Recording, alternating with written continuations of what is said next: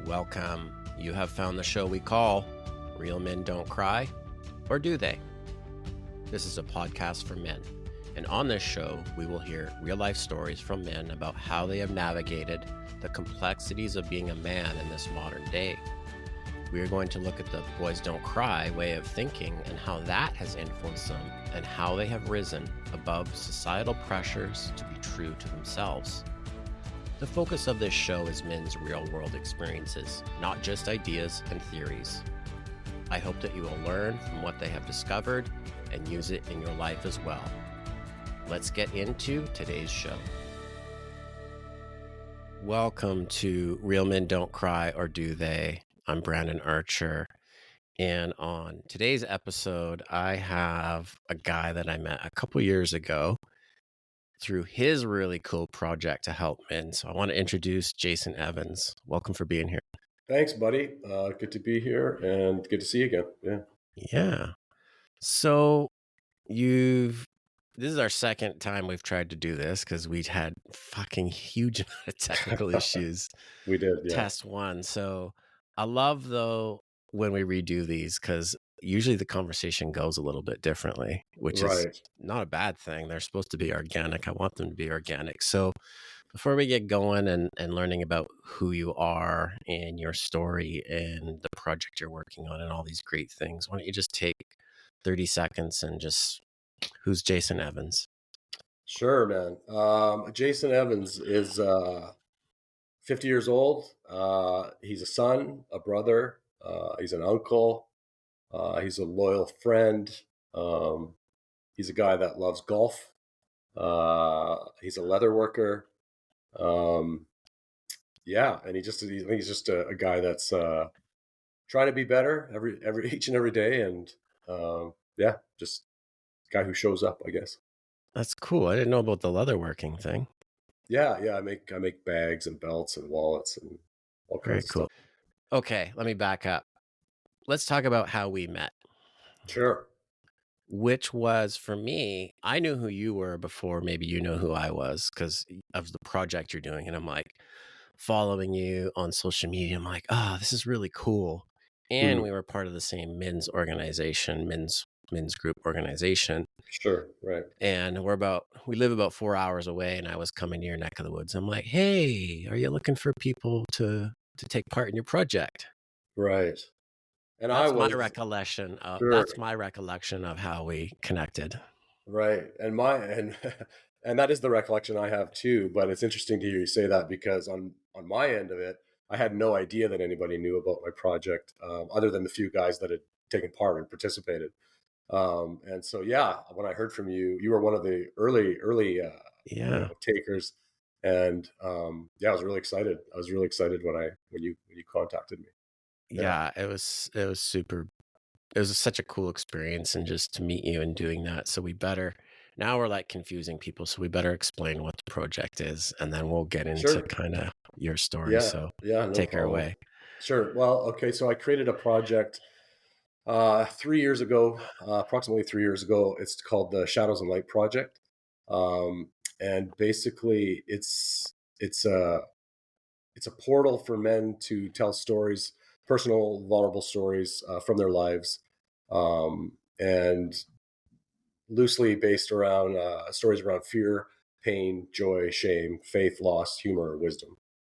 So really any story you want to tell, as long as it's honest and it's a story from your personal life. And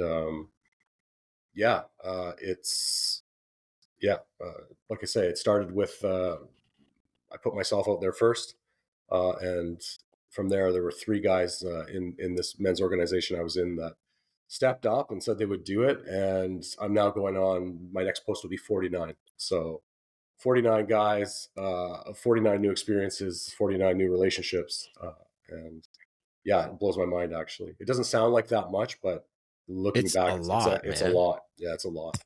It's a lot of work, I will say. And yes, it's a passion project, so I really love it.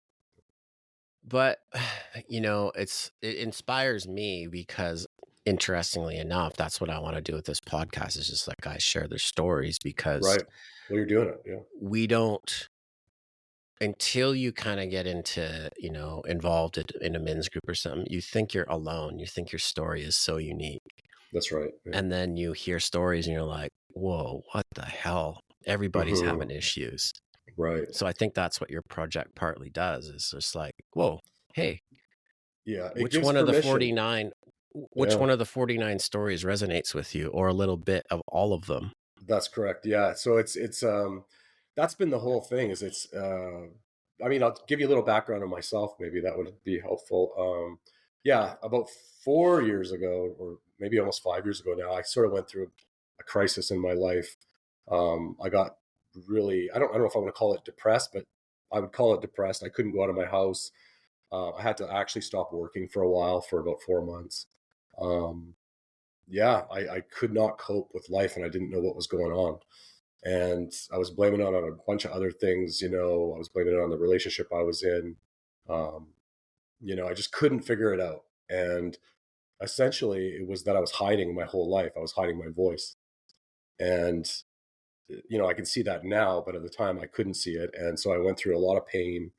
Um, and, it was really difficult. I lost a lot of weight. Like I said, I couldn't work. My parents had to actually come and stay with me for about a month because I just couldn't bear the thought of being alone.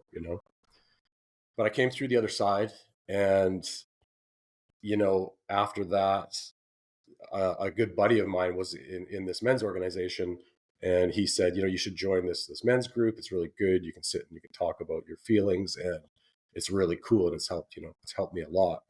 And I was like, fuck that. I was not interested in sharing my personal emotions with a bunch of guys, because my experience with men, growing up, had always been a little bit like kind of ruthless, right?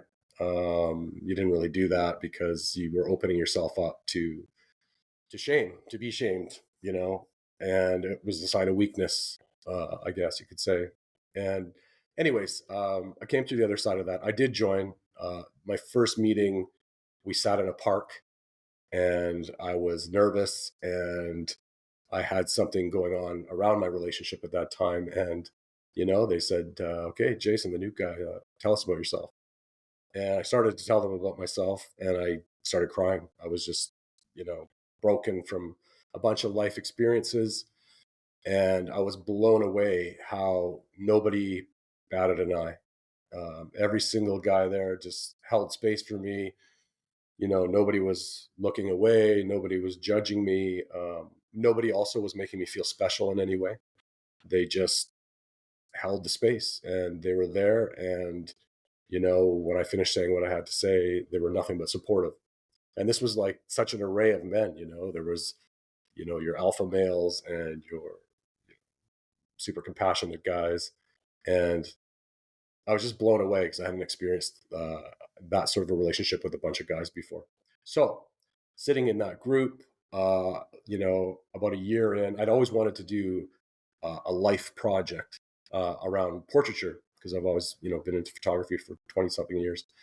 And I remember just sitting there one day thinking, like, this is it. Like, I had initially named the project, something different.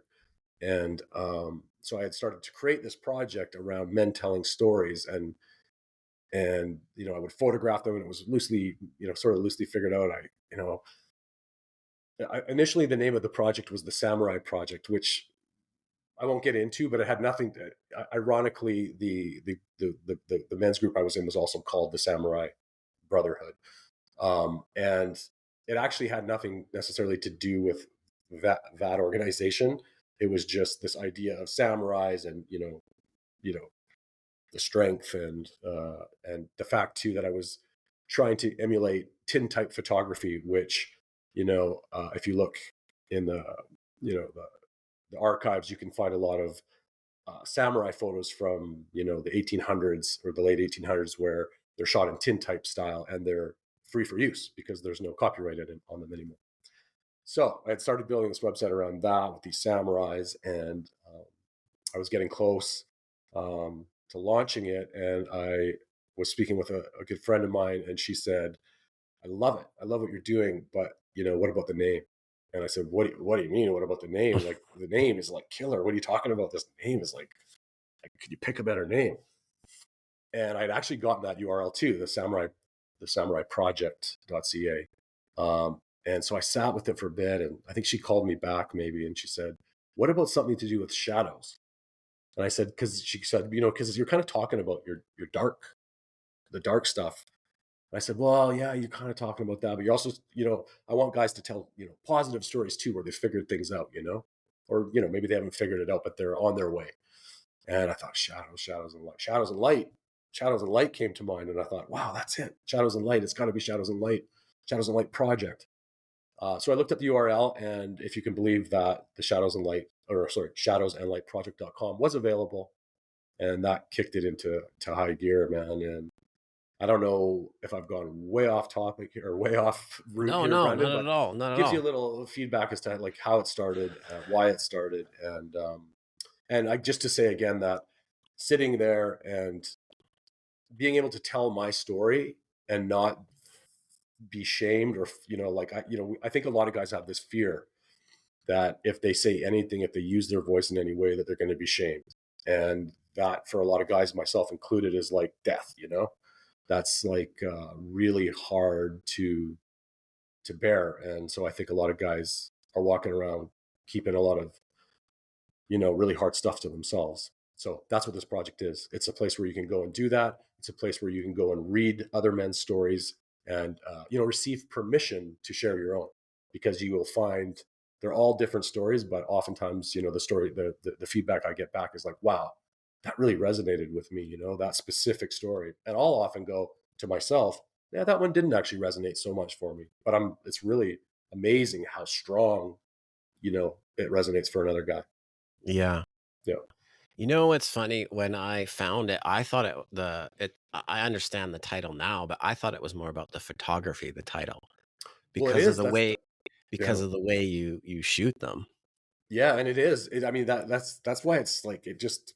I don't know. It's like it was handed to me. This thing. I think I had the desire to create something, and because of that, and I think I did a lot of journaling at the time, and I think it was handed to me, Yeah. and it is that. So it's the shadows and light, right? So it's our shadows are the parts of ourselves that we cast aside, that we don't want to face, that we uh, Are you know ashamed of. we're ashamed of, right?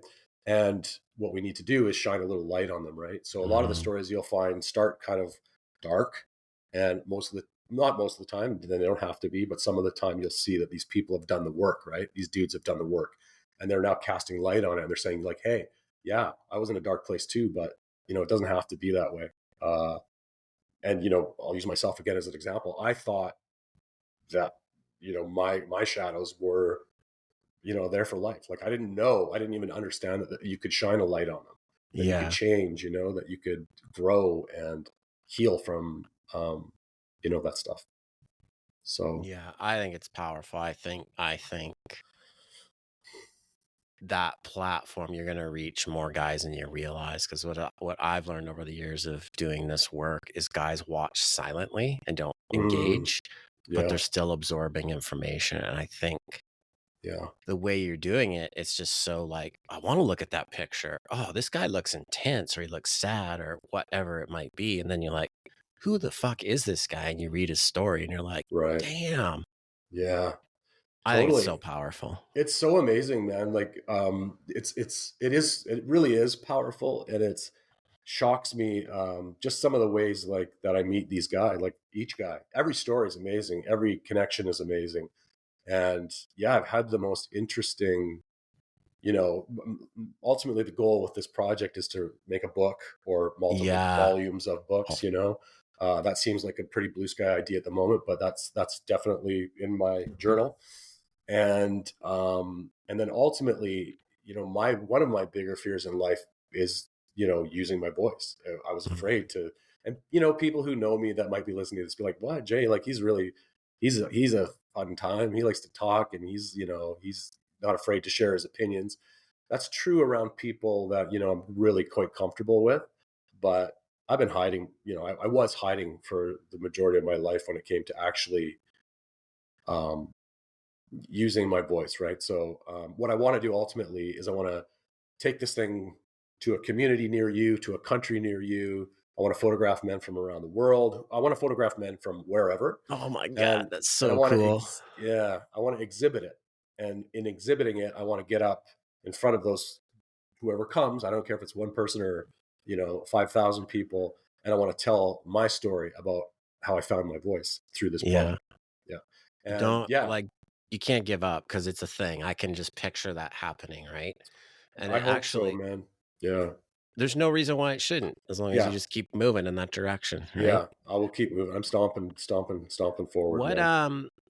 what's the man that's been furthest away that you've taken photos of? Whew. Furthest away. It's been pretty local for the most part. I'd have to think that through. I saw what's his name? Let's say Firkin. That's not his name, but Oh, that's the Furkan, yeah, yeah, Furkan, yeah, he Furkan. was probably the isn't he in Edmonton? That's correct. He came here for some business and from Calgary. Yeah. And so yes, that's it. You're right. That would be him, Furkan, yeah. Cool. And I've also it's been amazing. Like I said, some of this I could go on, but you know, I'll tell you if you're open to listening Yeah, to one man. or two quick stories. One I'll just say is actually I'll say this one first, and then I'll get into the last one because it kind of ties into maybe what we're talking about here today.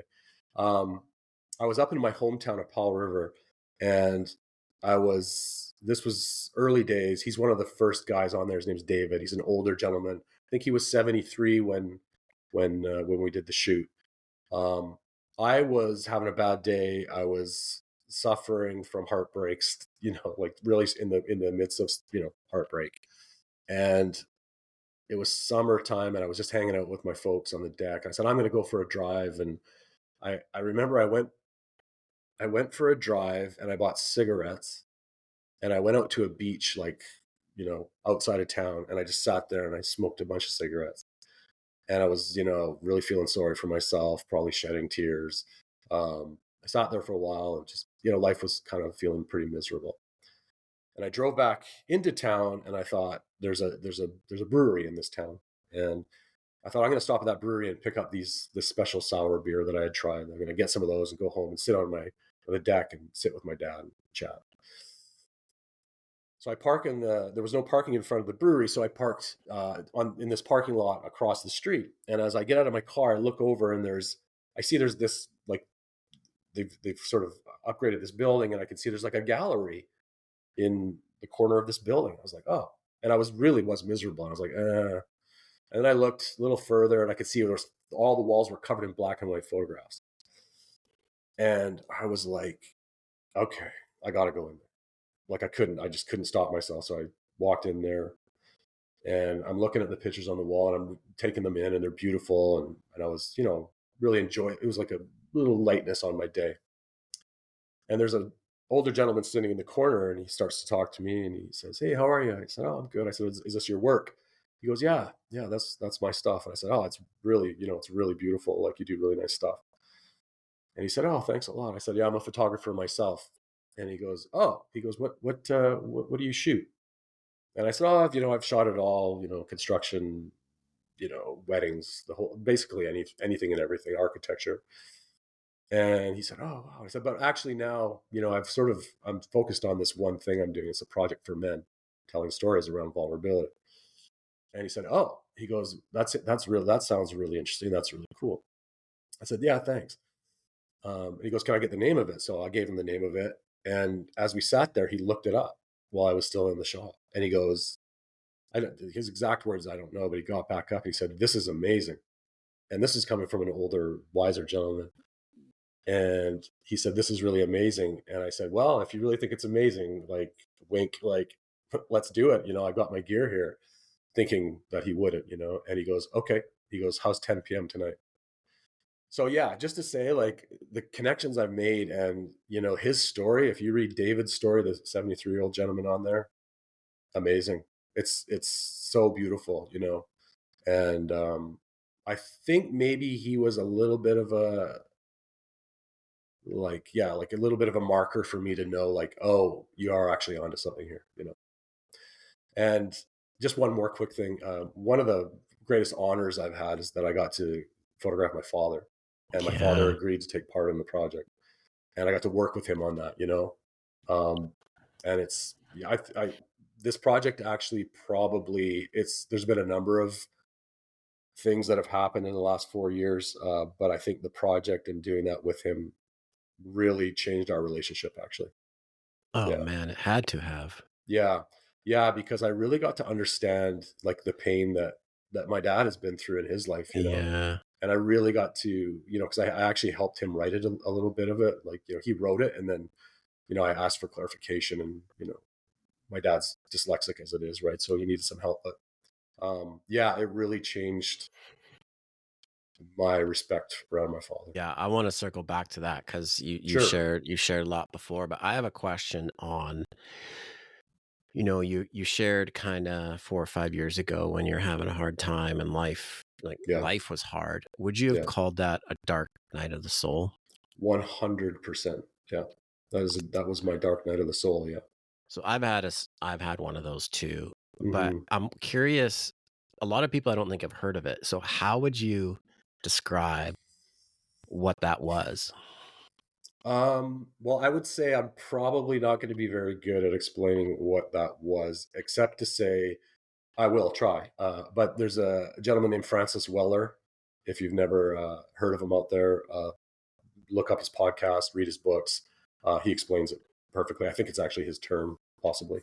But yeah, amazing guy. Um, it's like, this is going to sound, I'll do my best here. I always, it's like anything in life. Johnny Cash saying, you can run on for a long time. You can run on for a long time. You can run on for a long time, but sooner or later, God will cut you down.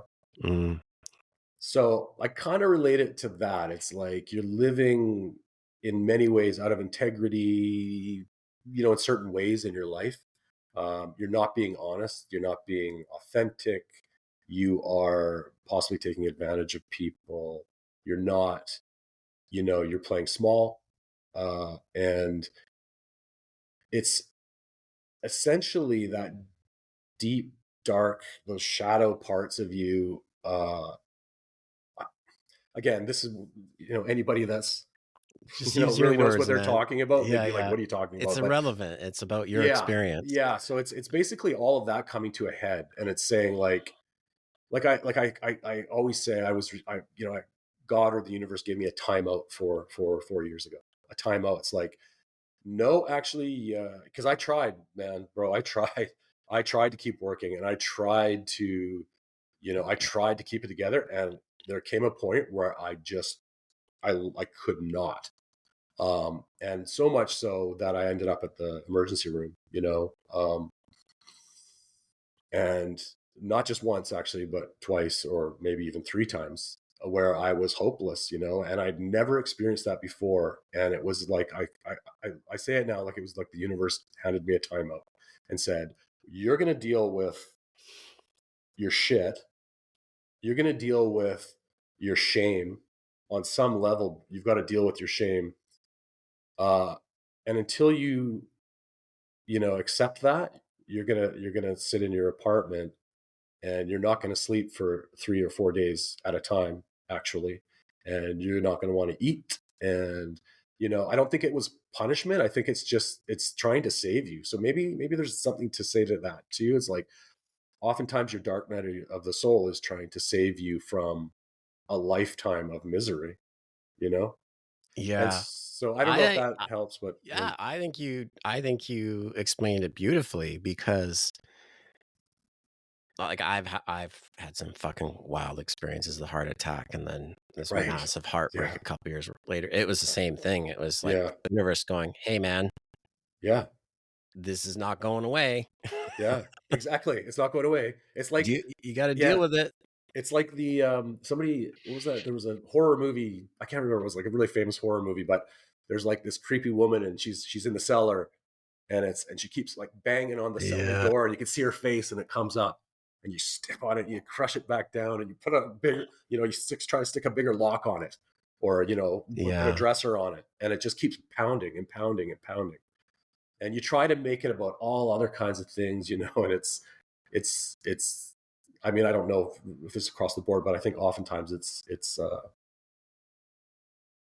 things you don't want to face, like about yeah, the Yeah, and things I you don't want think, to face like, about in your our not defense, but explanation, like, we're so underprepared yeah. of how to navigate life.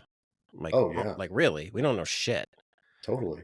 And Well, then for yeah, me, it was like I got to figure out life because I'm not navigating this at all. right, Like, right. it's not that I'm not navigating it well. I'm just not navigating it at all. Hmm, hmm. And I don't know if Dark Night of the Soul is a great term because it's more like you got to go through something hard in order to Right. wake up. That's right. Crisis. It's more of a wake up than a Right. yeah, That fascinating. makes I think you explained it beautifully, and yeah. I think men need to hear it. Yeah, I Like think it if you, can be a lot of things too. You said something there that actually sparked something in my mind too. Is that I think I think actually a part of my, or maybe the whole Dark Night of the Soul for me, is a story about a boy becoming a man. And I'll tell you, until I was 45 years old, like right, about 45 years old, I was very much a boy. I didn't yes, take responsibility. My behaviors were bullshit, man. And like the amount of growth I've had into manhood in the last 4 years is more than in the 40 years prior, right? Or 30 or 20. I hear you, man. I And hear so I you. think I think too, for some of us, what quote unquote your dark night of the soul is like, no, like you gotta man, like, and I don't mean man up, but I mean you gotta like step into manhood. Yes. And if you're not gonna do that, then you're gonna have a little crisis here. We're gonna give you some sort of crisis. Well, and that again goes back to we're not set up to know how to navigate this. We're not Right. set up to like how in the fuck do you actually be a man? Yeah. Yeah. What is that? What is that? There's a great story. I will say, just I won't get into a long thing about it, but there's a story on my project. He's the youngest guy on the project, and I'm blanking on his name, and that's okay. But he's 21 years old, and he tells a story about like what does it mean to be a man, and it's Yeah. beautifully written from a Oh, 21-year-old. I gotta look that one up. Really, really good. Yeah, I'll send it to you. But I wanna you talked about your dad and we can get into that, but Sure. our dads didn't show us how to be men because they didn't Mm-mm. know how to be. Like it's nobody's fault. It's just Right. where we're at. And like I believe I can't remember if we talked about this, but I think the modern day initiation into manhood is potentially these new crises, this Right. midlife crisis, this dark Right. night of the soul. It's like, guess what? Yeah. That like maturity of a 12-year-old boy is not working anymore. That's right. Yeah, It's if caught you're up to you. lucky. Yeah, if you're lucky, you get that wake up call. I think there's a lot of men walking around out there that they've been nudged for sure, but they just can't. They won't. Nudged, you're right. I Yeah, had somebody say, and I agree with them now, like every relationship you have is an opportunity to tap into that yeah, because your behavior, like yeah. anytime you're pointing the finger at somebody else for why the relationship's not working, Right. all I Yeah, hear now is you're a little boy. Like yeah. Turn it around. Exactly. Take responsibility. Yeah. Take some responsibility. yeah. You know. So it's interesting because I needed the hard knock. I Yeah. just did. I So did didn't. I. Yeah. I will say. Sorry, if I'm cutting you off, just tell me to shut up. But you keep saying things, and it gets me thinking, and I'm like, I gotta remember that. Yeah, like now I've now I've forgotten what it was, but it was something to do with at the same time where shortly after I sort of started to you know feel better and get back out and start working again. My relationship, I got dumped, and so it was like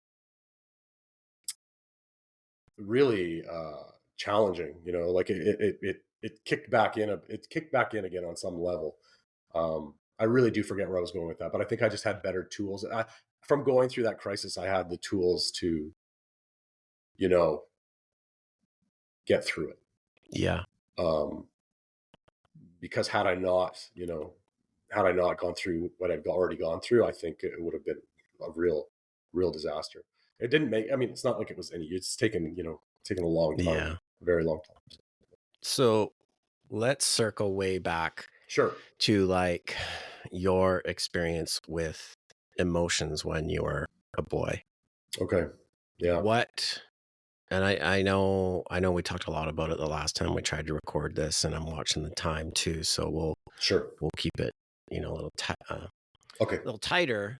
Yeah. What were you taught about men and emotions when you were younger? I was taught that it's okay to cry. I was taught that it's okay to have emotions.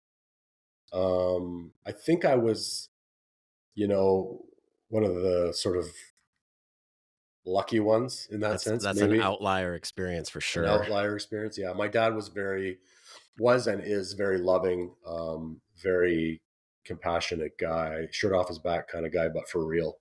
Um, so yeah, I was taught like,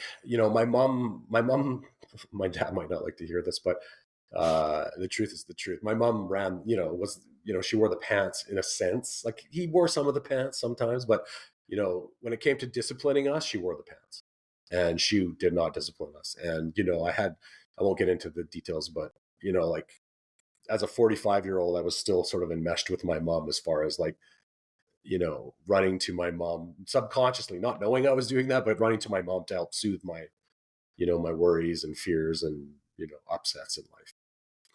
And I'm grateful that we've talked about that, and we have a different relationship around that now, so that's a beautiful thing. But yeah, so my dad would, you know if he, there was never a spanking in our house, for example, or my family, my father especially is quite a religious man. So he, I hope I don't go off track here. Am I going off track, or are we good? He didn't swear, smoke, drink, party, cheat, none of it. He's genuinely that guy. So yeah, he was a very gentle guy. Yeah, so I was taught that I could be gentle. But you were Uh, saying that that was like the town you grew up in, mhm. that was a big contrast, right? Like you found it Oh yeah, challenging outside of the household to. absolutely. I mean, maybe that's an opportunity to sort of not shift gears, but just to say, yeah, I wished, using my dad as an example. I don't want to use the words that I was ashamed, but because I certainly loved my dad deeply my whole life, but I was embarrassed of my dad a lot. Well, enough as a child, um, because everyone else's dad did those things. They drank, smoked, swore, and I didn't ever experience that as a child. I would occasionally experience it, with friends' fathers, when you'd be over for a sleepover or something. But they might be swearing and drinking, right, or partying. And so, yeah, I had a lot of, I don't know if it was resentment towards my dad around that, but Was that um, because you were like being modeled outside of the house? Like, oh, this is what men do. Men do all this shitty behavior and swearing and drinking and smoking and yeah, totally. And I thought belittling like, people. yeah, and I think that's why I was like, I don't want to use the word ashamed, but that word kind of comes up as like, you know, yeah, like it's so funny in hindsight now. It's like to even think this, but I wanted him to be that. And really the truth is like I'm not all my friends, but a lot of my friends' fathers were not super nice guys to their kids. But it's a And good example of like the fucked up societal pressure and norms and ideals that like it doesn't mhm, matter your dad was doing a lot of things right. You still yeah, like focused on yeah, what society was showing you. exactly. Yeah, no, that's precisely what it was. And yeah, so I made my dad's life quite miserable in that sense as far as our relationship went. We essentially, you know, didn't have one. We did, but it was just very poker face for me. I didn't offer a lot of, interest.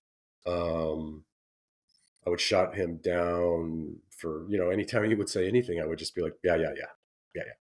Like literally, physically. And I told you this last time, and I'll just say it now. Hopefully, it doesn't because we're talking about him. Um, he's never done anything, my dad, ever, but tell me he loves me daily. If I talk to my dad, I love you, son. He'll say it more than once. He'll look me in the eye and say it. Um, and I've been, I can tell you now that I'm super, super grateful for that. Especially after all I put him through, in the last, whatever, 30, 40 years. When I got sick there came a time where, my family had to be called. And, my dad arrived the next day at my door. He showed up at my door the next day from, 100 miles away. And he just hugged me. He just like hugged me. And I was, and yeah, he sat with me there for a month on my couch and was just there. And just anything I needed, he was just there and listening and loving. And I had there was a specific incident. I won't get into it, but essentially he had forgotten something and we needed to go get this thing that he needed.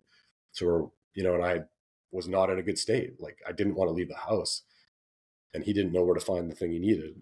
And so we were trekking around the neighborhood and I'm hustling ahead of him and I'm swearing. I literally remember swearing, thinking, like, how the fuck do you forget something like that? That you need, like, it's so serious. We get to the location, they don't have it. We go to another location. And I think the second location, they had it. And I remember looking at him because I was like, okay, I was relieved we found this thing. It was a syringe. He needed a syringe. My dad's diabetic. He needed a syringe and he had forgotten his syringe. So I was really just pissed off. We're at these pharmacies, right? Oh, he found one. Okay. Yes, we can give you a case full. Oh, perfect. Okay. And I remember looking over at him and I had been running him up and down the streets. It was raining. It was the middle of winter. And I said something to him and he goes, I just need a minute, son. And he was out of breath and he was just like trying to catch up, like literally, because I'd probably run in there and be like, do you have these things, And I just remember looking at him and he said something to me and it changed everything. I just looked at him and I literally thought the words, I have treated you like shit your whole life, like most of our lives. Because that's not totally true. As a child, as a young child, he was my hero. Yeah. Absolute hero. He'd come in the door, he was my hero. And then, teenage life happens, 20s, 30s. And I just learned so much from him in that period of time that he, in the last 4 years. And what I really learned about him is that all the things that I thought, made him weak or something, maybe is the word, make him like a fucking superhero, like a real one. Yeah. And, I've actually started to write something about my father and it's essentially called Superheroes Don't Wear Masks. And that's just it. My dad never Cool. wore a mask in his life, man. He never tried to be someone else for somebody else. He's just always himself.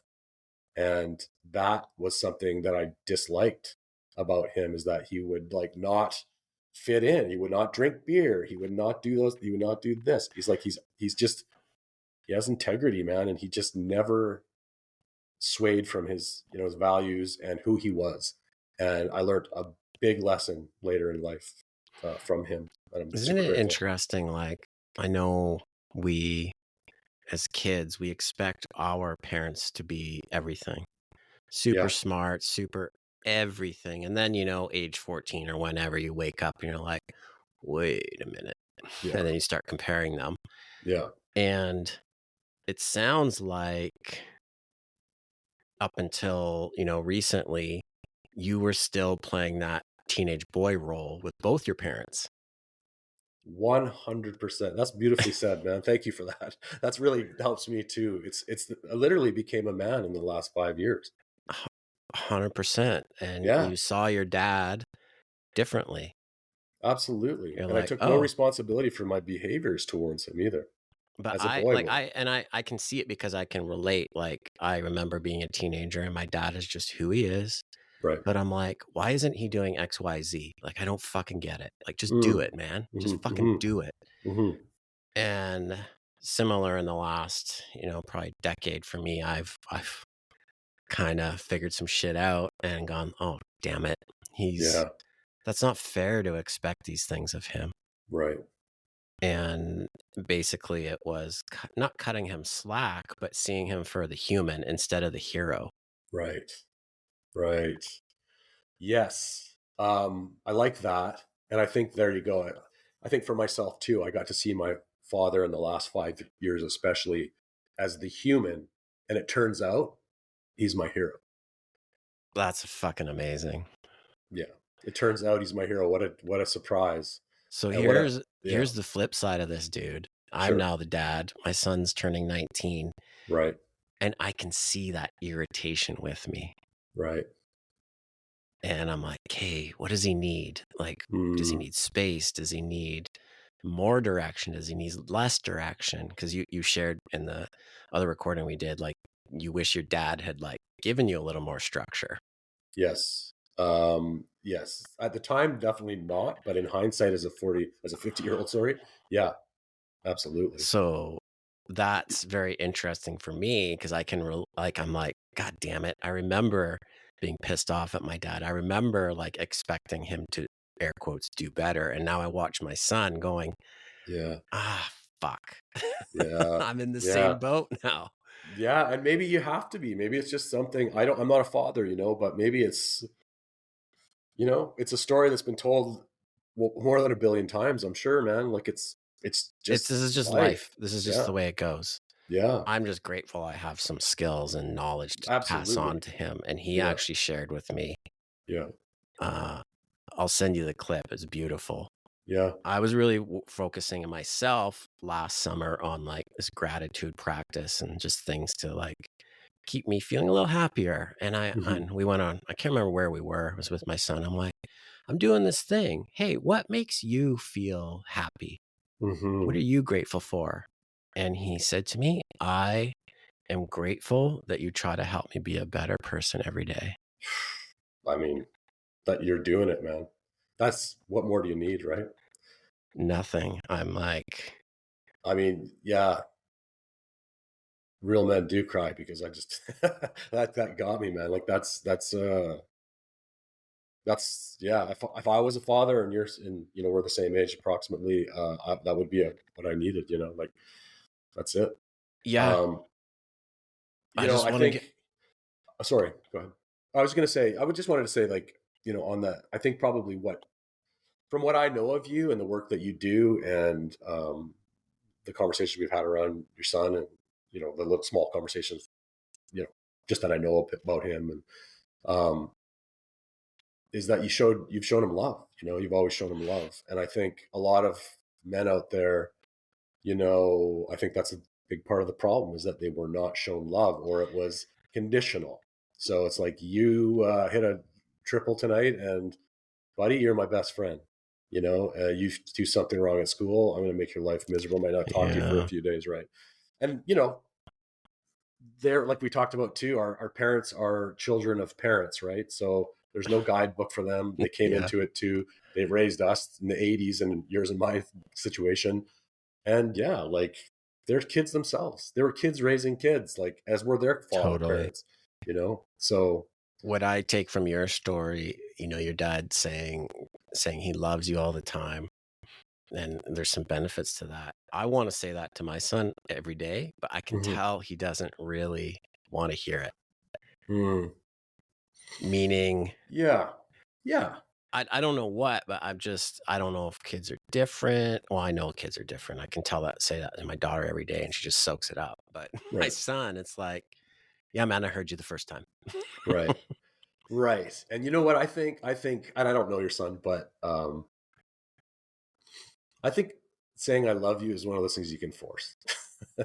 Yeah, you heard me the first time. Okay, good. Well, I'm making sure you heard me the second time. Yeah, yeah, Like, what's it gonna, and just to go back to like, my dad doesn't call me every single day now and say I love you. yeah, But if I talk to my father, which is, every other week, he tells me he loves me. Love you, buddy. totally. Or Yeah. he'll just call me. He might not call me sometimes now recently. He said, my dad had, a few health. He had a heart attack himself in the last year. And he'll just call me and say, I just want to hear your voice. So I just wanted to hear your voice. And it's like, oof, Yeah. What does that do for you? How does that make you feel? oh man, it's like I don't know. It's like it's like, this sounds weird, but it's like flattering, like, really? Okay. Thanks, Dad. Like, I really appreciate that. Yeah, it feels good, man. Of course, it feels great. Yeah, It makes me feel like sometimes I can't believe it, man, because I really did not give my dad a lot, as far as he knows. He definitely knows I've always loved him, but when it came to like my behavior around him, like, I could listen, man. If it were me doing acting the way I did towards me, I would be like, you're not much of a friend to me. Like, I would probably be like, I can take you or leave you. And he never, never, never flinched, you know? So I think saying I love you, that goes to anybody listening to this. I've never had a problem with it because it's just been so ingrained in my life, but practice it, man. Give it a go. Like, fuck just try it. Yeah, really is it just is such a relief. It just, I don't know, man. It's a beautiful thing. Say it. That I was going to ask you what message you have for men, but I think that's it right there. Yeah, well, and I think we sort of briefly touched on it. I want to say this one more time too. This is not my saying, but a message I have for men is like, is I heard this, early on in my 4 years ago on a podcast when I was just starting to take responsibility, and it was, fuck tough, be human. And that's it stuck with me, and it's just so true. Like, fuck all that. Like, fuck your posturing. Just be human, man. Be human. It's okay. Yeah. Yeah, there's it feels good to just be human. A lot of bad messaging for men that's actually causing them a shit ton of harm. Yeah, and that's one of them. Especially you're human first. You happen to be male. Yeah. There's some shit. There's some responsibility that goes with that. We all have feelings and emotions, and we all deeply want the same thing, man. We all want love, and we want acceptance, and we want to belong. Yeah. We want to be part of something, and that's okay. Like, you don't have to pretend like you don't. Totally. I got one last question for you. Sure. Yeah. What message do you have for a previous version of yourself? You are lovable, man. There's nothing wrong with you. Be proud of who you are. Be proud of your voice. Take responsibility when you do wrong, and always try every day to be a better man. Jason, thanks for doing this a second time. This was phenomenal. We probably could have talked for another hour, I feel like. Easily. But easily. We should just do that anyway. Maybe we just, absolutely. Yeah. Thanks for being here, man. Thank you, brother. Talk to you soon. Thanks for taking the time to be here today. I honestly hope you found something you can use in your life. And I hope you found some relief in knowing that you're not the only one with challenges. We can be very isolated as men. If you don't have support in your life, please reach out to someone. It's okay to need help. It doesn't mean that you're less of a man. In fact, it takes a courageous man to know when it's time to ask for guidance. Until next time, brother.